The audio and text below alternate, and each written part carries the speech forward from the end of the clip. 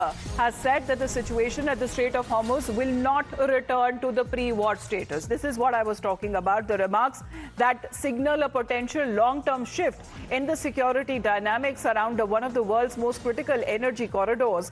And the strait, which is a key route for global oil shipments, has remained at the vital point at the center of rising tensions amid ongoing conflict, with fears of continued disruptions to the international shipping industry, and to which we are already looking at the impact globally that is now being felt. Well, this seems to be a bigger statement that is now coming from the Iranian parliament speaker there. Well, the Strait of Hormuz will continue to remain blocked, at least for the enemies of Iran is concerned, which is US and its allies. Well, Srinjoy, you know the situation before pre-war, it will not return to normal. This is a declaration that Iran is coming out with, because it is not for the first time that the Strait of Hormuz has been blocked. Yes, and Iran, this is a very serious threat from Iran. If things remain the same, then it will definitely impact oil supplies to the world.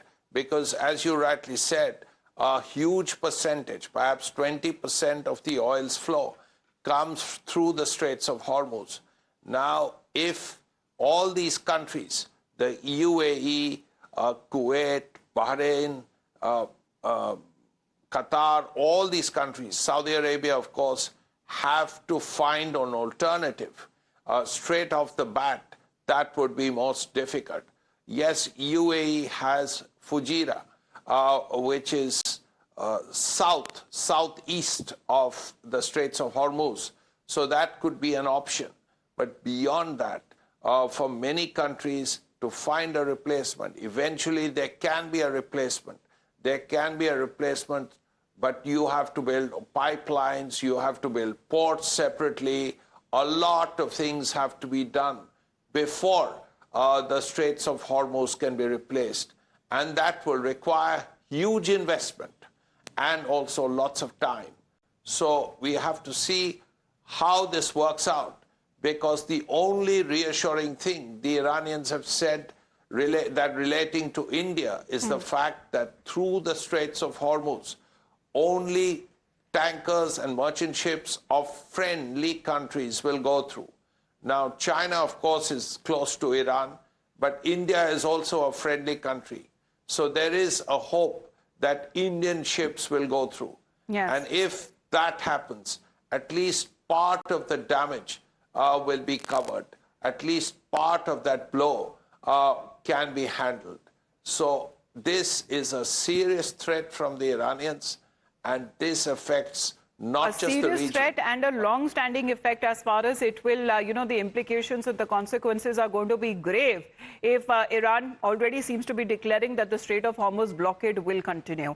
But please to stay on with us, Srinjoy, because as far as Israel is now concerned, we're looking at multiple strikes that it seems to be carrying out, not just against Iran, but also across Lebanon as well. In Beirut's Bachora neighborhood, that seems to have been struck by an Israeli airstrike, and loud explosions, according to witnesses, that has been heard.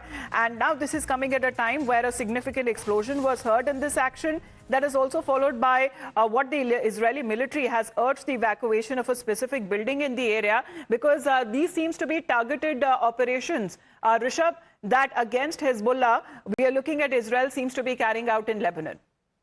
Well, this is what Israel is saying, that Israel is carrying out all its attacks in Lebanon against Hezbollah and its leadership and the spaces that they believe belongs to Hezbollah. But now the way attack has taken place in Beirut, the capital of Lebanon, and the explosion have been heard in the dense urban area of Beirut. One thing is very clear, that Lebanon is not going to take this lying low. While Israel is busy with Iran, it is not hesitating to open another front in the north, showcases that Israel is very clear that US goes after Iran, and Israel will go after the proxies, or for that matter, the excess of Iran in the region. And that's the reason that we are seeing Israel aggressively pursuing this campaign in the north against Lebanon and Hezbollah as well. As of now, in 18 days, it's very surprising that the most important part of the Iran axis of resistance in the region, Houthi, for that matter, the only axis of resistance that has now been intact is Houthi. So Israel says targeted strikes that are being carried out against, the another proxy, Hezbollah, as far as these strikes that have been carried out in different parts of Lebanon, in Beirut, in one of the neighborhoods as well, airstrikes has been carried out by Israel. Please do stay on with us, Richard, because now what we are getting to know, as far as could Cuba now be next? Because there are feelers that are already being given by President Trump, and the Cuban president has accused the United States of repeatedly threatening to overthrow Cuba's constitutional order. In a strongly worded statement, he has alleged that Washington is waging a prolonged economic war that is aimed at isolating and weakening the Cuban economy. I'll be having the honor of taking Cuba. That'd be good honor. It's a big honor. Taking Cuba. Taking Cuba in some form, yeah. Taking Cuba. I mean, whether I free it, take it, I think I could do anything I want with it. You want to know the truth? They're a very weakened nation right now. They were for a long time. Very violent leaders. Well, Shinjoy is with us right now. So, I mean, is Cuba next, Shinjoy? Because Donald Trump says that he will have the honor of taking Cuba in some form. What does it mean? Well, the Cubans have been targeted for a long time, from 1960, in fact. That's over 75 years. And, well, it is true that Cuba is economically not very strong and has not been as strong for a long time. Also, the world has changed. Once upon a time, Cuba was a close friend of the Soviet Union, which from 1991 doesn't exist. In fact, the time when World War III nearly began was over Cuba. The Cuban Missile Crisis of 1962 was, those 13 days were considered very critical. And the fact that the World War didn't break out was almost a relief to everybody. Yes. The Americans, the Russians, everyone knew how close both sides were to conflict. Now, President Trump is saying Cuba is ripe for the picking. Now, we have heard a former Cuban ambassador to the United States, a member of the Cuban Foreign Service, tell Times Now that, well, Cuba knows how to defend itself.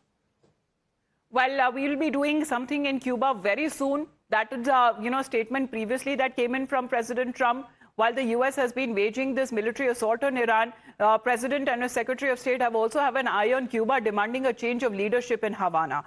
Please to stay on with us.